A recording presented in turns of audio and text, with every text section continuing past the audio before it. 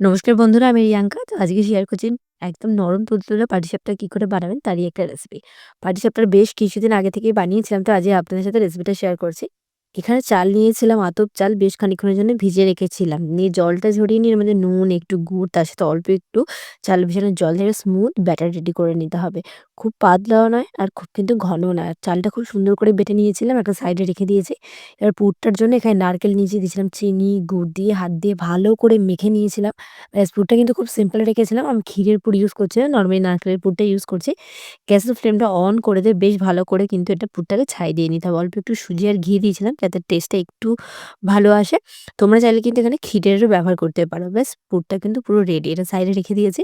এবারে ব্যাটারটা একটা বাটিতে ঢেলে নিয়েছি। যেহেতু ব্যাটারটা একটু ঘন আছে তাই এর মধ্যে আমাকে একটু গরম জল দিতে হবে আর দিতে হবে ময়দা। এখানে ২৫০ গ্রাম চালের জন্য এখানে আমি ৮০ থেকে ৯০ গ্রাম মতন ময়দার অল্প, অল্প একদম উষ্ণ গরম জল দিয়ে একটা পাতলা ব্যাটার কিন্তু রেডি করে নিচ্ছি।